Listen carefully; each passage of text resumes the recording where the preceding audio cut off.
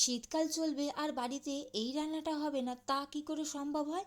আরে কচুরির কথা বলছি, বুঝতে পারলে না তো? কড়াইশুঁটির কচুরির কথা বলছি, এবার বুঝতে পারলে তো? হ্যাঁ, জানি জানি বাবা, জানি তোমাদের বাড়িতেও হয়। শুধু তোমাদের বাড়িতে নয়, তোমার আমার প্রায় অনেকের বাড়িতেই কিন্তু শীতকালে একবার হলেও এই কড়াইশুঁটির কচুরি কিন্তু হয়েই থাকে। কাল ছিল 25শে ডিসেম্বর, সাথেই বৃহস্পতিবার, মানে আমাদের নিরামিষের দিন। তো সেই উপলক্ষে আমাদের বাড়িতে রাতের ডিনারে কড়াইশুঁটির কচুরির সাথে নতুন আলুর দম হয়েছিল। নতুন আলুর দম আমাদের বাড়িতে শীতকালে প্রায় দিনই হয়ে থাকে, তবে অনেক রকম স্টাইলে বানানো হয়ে থাকে। এর আগে আমি আমার চ্যানেলে তোমাদের সাথে শেয়ার করেছি। আজকে আবারও অন্যরকম স্টাইলে নতুন আলুর দম শেয়ার করতে যাচ্ছি।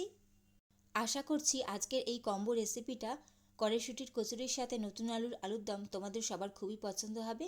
চলো তাহলে কথা না বাড়িয়ে শুরু করা যাক আজকের রেসিপি।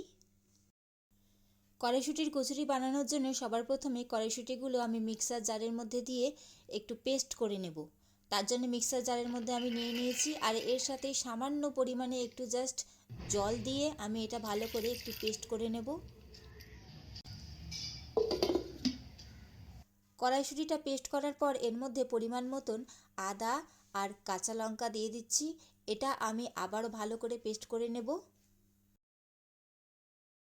সেই যে সামান্য একটু জল দিয়েছিলাম, আর আমি কোনো রকম জল অ্যাড করিনি, ওতেই ভালো করে দেখো সুন্দরভাবে পেস্ট হয়ে গেছে। অন্যদিকে কড়াইতে সামান্য সর্ষের তেল দিয়ে ওর মধ্যে গোটা জিরে আর সামান্য একটু হিং দিয়ে দিতে হবে। ফোড়নটা ভালো করে ভাজা হয়ে গেছে, এখন এর মধ্যে কড়াইশুঁটি বেটে রাখা সমস্তটা অ্যাড করে দিতে হবে। এখন মিশ্রণটা ভালো করে নাড়াচাড়া করে নিতে হবে, যেইটুকুনি জল আছে পুরোটাই যেন শুকিয়ে যায়।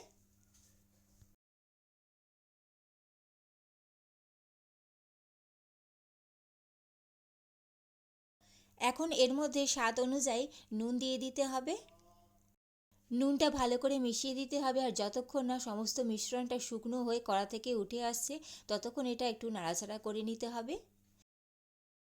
মিশ্রণটা দেখো অনেকটাই শুকনো হয়ে গেছে। এখন এর মধ্যে একটু সামান্য ছাতু দিয়ে দিতে হবে, যাতে যদি কোনো এক্সট্রা জল থাকে পুরোটাই যেন একদম শুকিয়ে যায়। আর এই ছাতুটা দেওয়ার ফলে কিন্তু পুরটা যখন ভরবে তখন কিন্তু ফেটে বেরিয়ে যাবে না।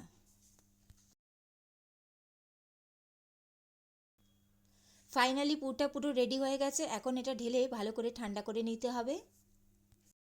অন্যদিকে এবার ময়দাটা মেখে নিতে হবে।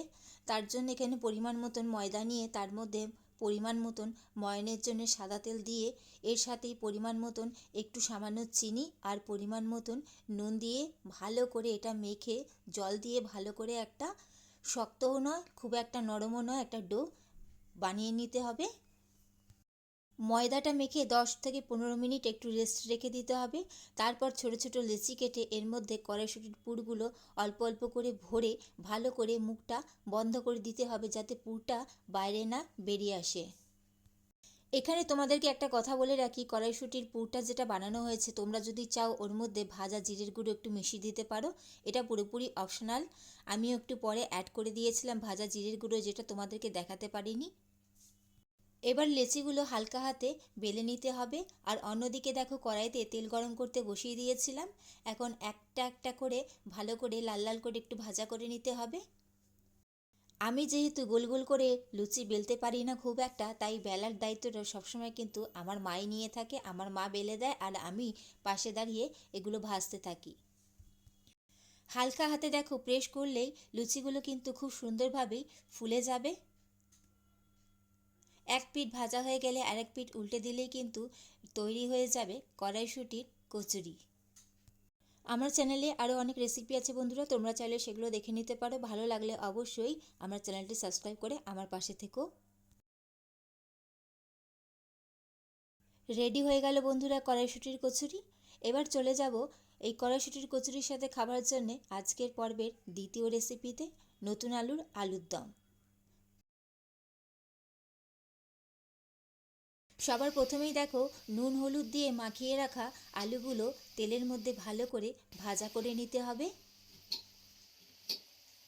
সমস্ত আলুগুলো লাল করে ভাজা হয়ে গেছে। এখন তেলের মধ্যে থেকে সামান্য একটু তেল কমিয়ে ওর মধ্যে তেজপাতা, শুকনো লঙ্কা, গোটা জিরে গোটা গরম মশলা, এলাচ, লবঙ্গ, দারচিনি দিয়ে দিতে হবে। আর এর সাথে ছোট্ট একটা পেঁয়াজ কুচি দিয়ে দিতে হবে। আর এরই সাথে মিক্সারে তৈরি করা পেঁয়াজ, আদা, রসুন, কাঁচা লঙ্কার একটা পেস্ট এর মধ্যে দিয়ে দিতে হবে।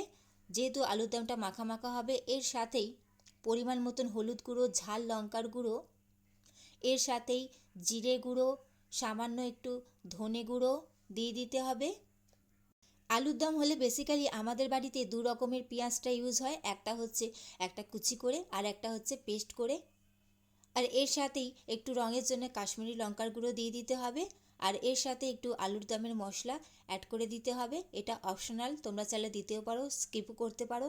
এর সাথেই একটা বড় সাইজের টমেটোকে মিক্সারে পেস্ট করে ওটাও দিয়ে দিতে হবে, কারণ আলুর দমটা টক টক আর ঝাল ঝাল হবে। এখন এর মধ্যে পরিমাণ মতন নুনটাও দিয়ে দিতে হবে। আর এর সাথেই দুটো কাঁচা লঙ্কাও অ্যাড করে দিয়েছে আর একটু ঝালের জন্যে। এখন এর মধ্যে ধনেপাতা কুচি একটু দিয়ে দিতে হবে। এখন ভেজে রাখা আলুগুলো দিয়ে ভালো করে মশলার সাথে কষিয়ে নিতে হবে মিনিমাম 10 মিনিটের জন্যে। যখন ভালো করে কষানো হয়ে যাবে তখন এটা প্রেসার কুকারে দিয়ে 4টে থেকে 5টা সিটি দিয়ে দিলে কিন্তু আলুর দম খুব সহজেই তৈরি হয়ে যাবে। আর এটা সম্পূর্ণই হয়েছিল প্রেসার কুকারে, কারণ নতুন আলু সেদ্ধ হতে কিন্তু অনেকটাই বেশি সময় লাগে। আর ঠান্ডা হলে অবশ্যই এটা শক্ত হয়ে যায়, তো সেই হিসাবে এটা সেদ্ধ করে নিতে হবে। তো সমস্তটা দেখো প্রেসার কুকারে ট্রান্সফার করে নেওয়া হচ্ছে।